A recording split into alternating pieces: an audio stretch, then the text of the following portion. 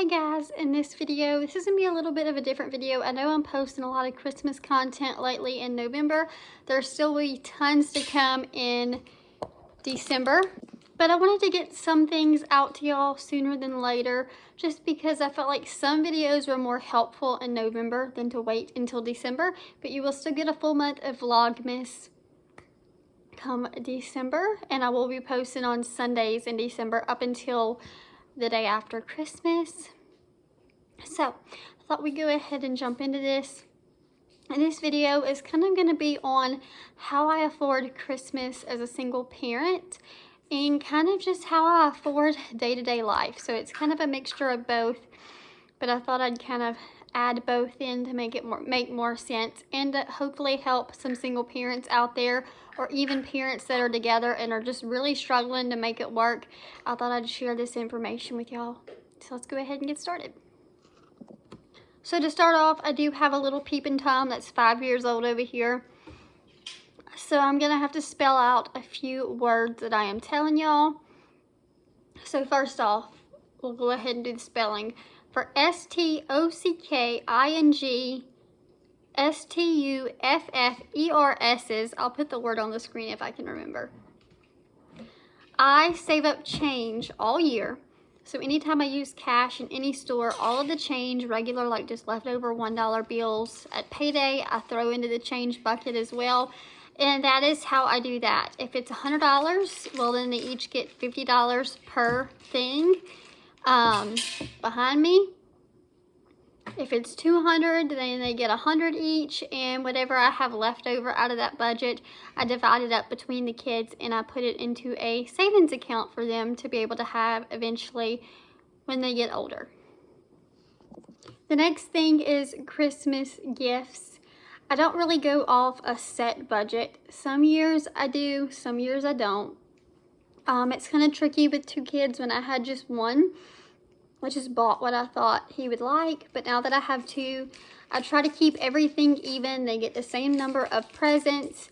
It may not cost the same, but they do get the same number of presents to open on Christmas morning. And this year, I started off with $250 a piece, but I'm kind of rounding that up to about $300. Mason's came in a little bit cheaper after I've added everything up. I still have to get with everything I've gotten. And typically from SANTA, they get 1 or 2 bigger things shared. But this year, they're just going to have 1 big thing shared and about 5 or 6 things from SANTA. So, or we can call them SC. So that is kind of how I do that, and the rest of everything else comes from Mom. Typically I have about 10 to 12 things wrapped under the tree for them a piece, and then the rest of the things is SC. And this is just how it's always worked for us. I remember growing up, my mom did everything from SC, and we only got clothes from Mom. And after kind of thinking about that, and then also working in the education field for so long, I don't like doing it the way my mom did it. I think she did it to the best of her ability and what she knew at the time. But we're in a completely different time nowadays, and there's just some families that can't afford it, and all they get is a hat and mittens, and that's okay if that's all they can afford. But I don't want my kids to make other kids feel like they were better, so they got more from SC compared to another child that their parents just couldn't afford it. Also, I make a list typically on what I want to get them, and then they pick out a few things that they want. And Cooper had a pretty long list, and we kind of had to have the talk of, you can't get everything you want for Christmas, and we really have to narrow it down to 3 or 4 things you specifically want. And that's okay. I think that's a very good talk to have with your children, that we can't have everything we want in life. Like, even me as an adult, I can't have everything I want in life. And so that's kind of how I do that. They pick about 3 to 4, maybe 5 or 6 things they want a piece. And then I kind of pick up different things that I want to pick up, whether it's educational stuff, some type of art, things like that, clothing, things like that. Y'all have seen my Christmas gift guides. I will be posting what I got my kids for Christmas and the other STOCKINGSTUFFERS's videos. Those will be coming. So yeah.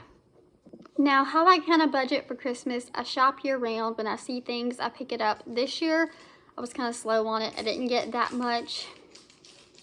So like, my teeth are really bothering me. They have been like pinching me because they need to be lined and they are like horrible. But I drew a blank. I kind of have set in stone on what I want to get them. And whatever I have, I kind of look at what I have come October. And then when I see my kids are asking for certain things, I'll kind of keep them in a list on my phone. I was using a list, but now I use an app, and I'll try to remember to link it down below for you guys. It's super helpful. I absolutely love it. And once I figure out what I still want to get them, what I still need to get to keep it even, and the things that they want, that's kind of how I set my budget. I still save up year round for Christmas, but for the things that they still want, and maybe it's outside of my budget, come October, I'll start saving a little bit more per paycheck instead of that little bit amount that I've saved all year to make it work. So that is going to be all for this video. I hope you guys enjoyed it, and I will see you guys next time. Bye-bye.